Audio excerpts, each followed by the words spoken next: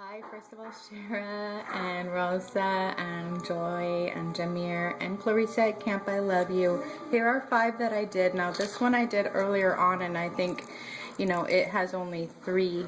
If you count them from the, it goes 1, 2, and a little bit more than 3. This one was much more popular. If you look at the end, before you start, you can count 1, 2, 3, 4, and really 5. So when you look at them like this, you can see there are some repeat patterns. See these little stripy beads? I pulled those out and I put them like 3 per ring. And then I just tried to alternate 2 or 3 different types of colors, like black, white, and clear. I had charms to go on the ends, but it's really not necessary. If you don't have charms, you can just take a tiny little bead, here's one, and wrap it up into the bottom like that. So this is also one of the first ones I did. I kind of didn't have any rules when I did this one. You can see because I just started right away with a big one right on the end. I have more rules for myself now. Here's one I've sold 2 that are similar to this one.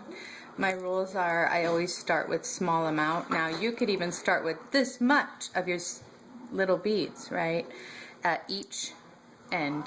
The other rule I have is I start to wrap it up and alternate, and by the time this part is on the ground and it's all done but these are empty, I'm laying these on top thinking, okay, wait a minute, I have black here, so I'm going to try to put clear on top of that. Or I have black here, I'm going to try to put clear. I have clear here, I'm going to try to put black on top of that. And I kind of try to alternate so that we don't have big bunches ever of only black all the way across. So you can see it alternates really well like that. Don't be afraid to just suddenly put 4 and 4 of your smaller beads, right? Or 8 of your clear small beads that you bought. Here's one where I was sticking more to the rules, where I did a good ends, and then I started alternating white, clear, and silver beads here. So when you have beads that are similar, you do 3 at a time. Here's, I think, 6 at a time. Here's 3 at a time. I don't do like 3 here and then 7 somewhere else unless it's at the end. So every time I repeated these flat beads, I did the same number. That gives it some amount of continuity within this crazy beautifulness, right? This one is not my favorite at all. However, I have a friend who likes this one. There's been no interest in this one whatsoever, maybe because it's just so weird and green. I might pull it apart and try to do things that are more continuous. Not so much sage green and then all of a sudden emerald green and then all of a sudden that's some kind of silver greenish grayish tint, but you can still see I've got these are some kind of beads. I don't know if they're wooden or what, but they were pulled off of a bracelet that I had and I didn't like it, never liked it, so I just pulled it off. But I always repeated 3, right? 3. So we have repetitious things. This one is very simple. This might be more for a girl or a kid. I happen to have an old necklace charm that I was never going to use, so I just threw it on the end of that. It gives it a nice little personal touch. This was my lampshade. I pulled it off and you can see it's much more simple. But some people might like simple. And you can see where I just really alternated very predictably.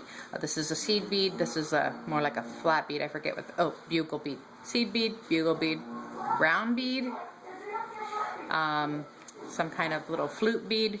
And then here we go back with the seed, bugle, flute, big thing, And so that's still not terribly predictable. You could do a very predictable one. It would be absolutely fine. So I think that's about all. Even this one is very haphazard. I also haven't had a lot of interest in this one, but I would wear this any day. I might wear this if nobody buys it because I think it's beautiful. And So once you put it on, like that, except I think I would wear it the other way. So I put it on like this. And then I have my little charm hanging off, cascading off the top or the side, right? But they really don't need charms. These I just happened to buy at one point. I don't remember why I bought these charms, but even if you had a necklace, you'll be surprised. These were a set of earrings. I thought I'll never ever wear those earrings, but I thought, oh, I'll just pull them off those earrings and I'll just make them charms on my green bracelet. I really do like this one. I think somewhere I went wrong, but I think I could redo it and it would be amazing. So thank you. I love you guys. Good luck with your fun creations.